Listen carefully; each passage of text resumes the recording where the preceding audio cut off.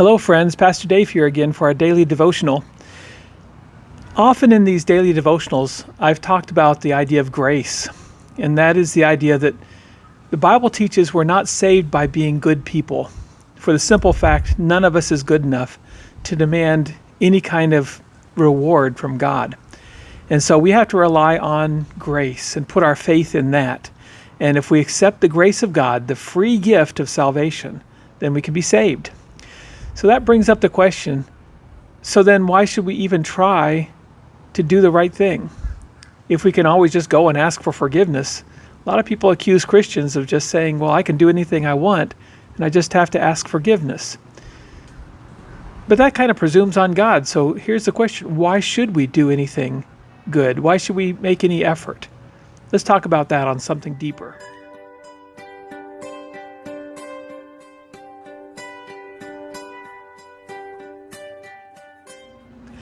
So Jesus tells us that we need to follow the way of love.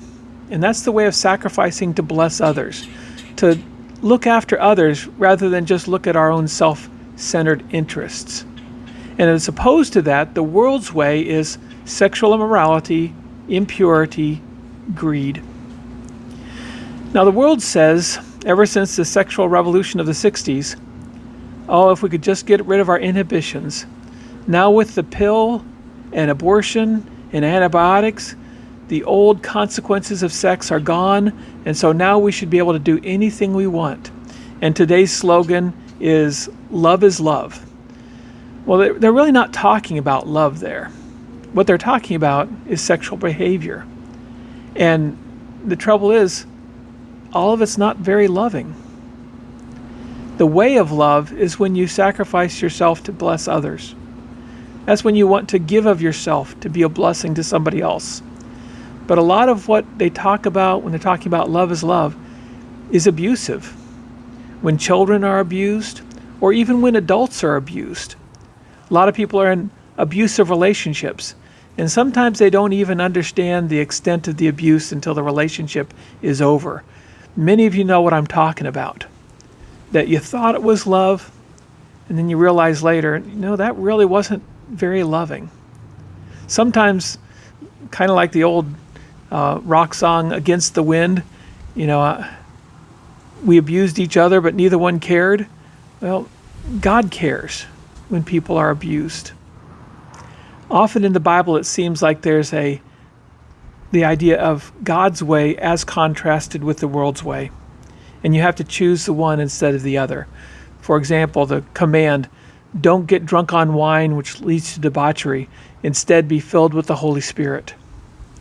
God doesn't want to keep you from anything good. He wants to give you the best. And too often we settle for less. Or the Bible in James talks about how with our mouth we praise God, and yet we curse people who are made in God's image. He said it doesn't work that way.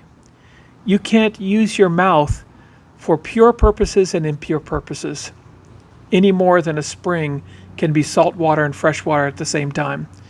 You have to make a choice. And he says, if we choose the world's way, that just shows that we are not transformed on the inside. You don't get to heaven by doing good works. But if you have been transformed to be fit for heaven, if you have Christ living in your life, then you are going to be transformed to the point where you are not following the world's way any longer. Let's not be partners with the things of this world. Let's live differently. We've seen too many church people and really church national leaders who it turned out they haven't been doing the right thing.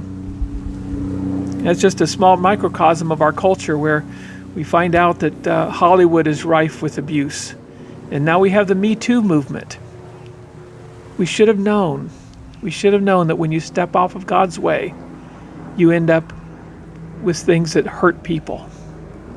So maybe we should go back to God's plan and say that love is when you're willing to sacrifice yourself to bless others. And that means being committed to them. And it means caring for them. And it means looking for true intimacy with them, not just a momentary moment of pleasure. This is what God calls us to. something better. Let's pray. Father, I pray that we would be characterized by something better, that we would look to do the right thing in our life. And Father, we know that in the end, we will be blessed beyond measure by the things you called us to. Thank you, Father, for guidance. Thank you for your commands. Thank you for giving us wisdom on how to live a best life. In the name of Christ we pray. Amen. Well, God bless you. Good night. I love you all, and we'll see you tomorrow night.